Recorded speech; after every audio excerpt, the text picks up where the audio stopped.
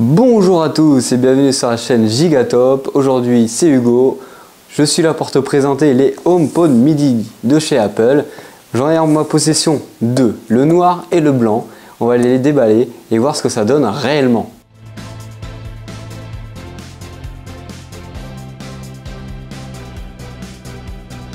Alors, la boîte arrive comme ça, voilà. Je vous montre la noire par exemple.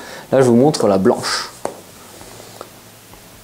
Hop, voilà, on va déballer la blanche pour voir ce que renferme ces deux boîtes.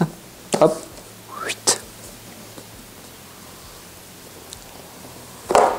voilà. On a l'Home Mini qui arrive comme ceci. Oh, à première impression comme ça, au toucher c'est tout doux. On est sur un truc brodé et sympathique à regarder surtout et à toucher. C'est super sympa, voilà, hop, on va poser ça là. Qu'est-ce qu'on a en dessous? Ok, des tas de papier pour vous expliquer comment ça marche. Et ici, on a bien sûr le secteur de celui-ci pour brancher. Ok, donc ça se branche en type C. Et je suppose qu'ici c'est en Lightning. Non, c'est directement intégré dedans. On va l'allumer pour voir comment celle-ci se comporte. Et là, vous allez me dire, c'est quoi le HomePod Midi? Alors, c'est la même chose que le HomePod, tout simplement. Pour la faire court, pour comparer aux concurrents, c'est un Google Home, mais version Apple. Avec Siri bien sûr intégré dedans. Niveau design, c'est un design assez simple et assez épuré. Franchement, ça passe partout dans une pièce de maison. Je vais vous déballer le noir, comme ça on peut faire la comparaison des deux couleurs. Oui, bien sûr. Ici, on a la version noire. On voit que voilà, c'est tout noir. Tout noir, la version blanche est toute blanche. Il n'y a pas de contraste qui est fait. Ok, d'accord, on est sympa. Mais franchement, au toucher, comme je vous l'ai dit, c'est super sympathique.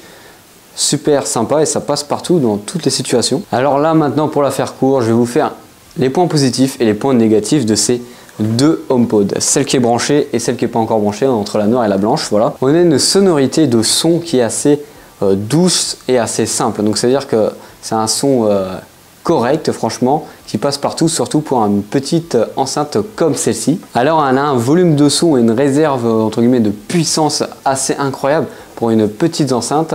Alors je vais pas pouvoir vous le faire tester ici parce que ça va pas être très bien retransmis à travers mon micro cravate, voilà. Mais ça, franchement pour une petite enceinte comme ça fait énormément de son. En deuxième point positif, je vais vous parler de la qualité de fabrication. Comme vous avez pu le voir au début quand je l'ai déballé, j'ai été vachement étonné de la qualité de ce produit qui est ma foi à l'effigie d'Apple.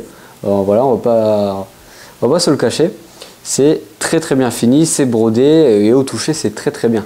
Alors là on va parler de tout ce qui est Siri, reconnaissance vocale, etc. Alors Siri a fait énormément de progrès là-dessus par rapport à ses concurrents comme le Google Home ou l'Alexia. Bon après Alexia on va pas en parler parce que j'en suis pas fan tout simplement.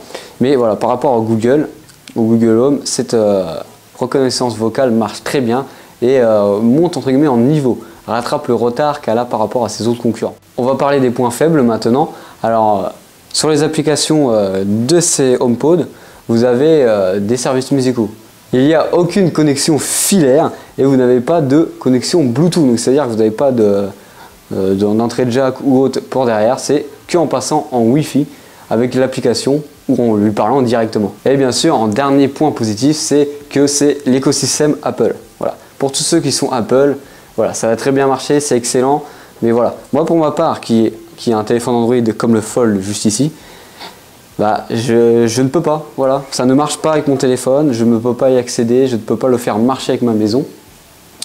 Voilà, parce que j'ai oublié de préciser, mais ce HomePod permet aussi d'avoir les fonctionnalités de domotique. Vous vous rappelez à l'époque, quand on était en cours de technologie au collège et qu'on nous parlait de domotique, on ne comprenait pas, c'était compliqué, etc., etc. Mais là, voilà, avec ça, vous gérez la domotique de toute votre maison, c'est-à-dire les lumières, les stores, etc. Tout ce qui est compatible avec, bien sûr, le HomePod. En tout cas, j'espère que cette vidéo vous aura plu sur le HomePod. J'ai des problèmes de Wi-Fi. Pour en savoir plus, accédez à l'app maison. D'accord, HomePod. Il a des problèmes de Wi-Fi, bien sûr, parce que dans ce lieu, je n'ai pas de Wi-Fi. Voilà, j'espère que cette vidéo t'aura plu. Et toi aussi, mon petit HomePod qui me parle. Oh, allez, bisous.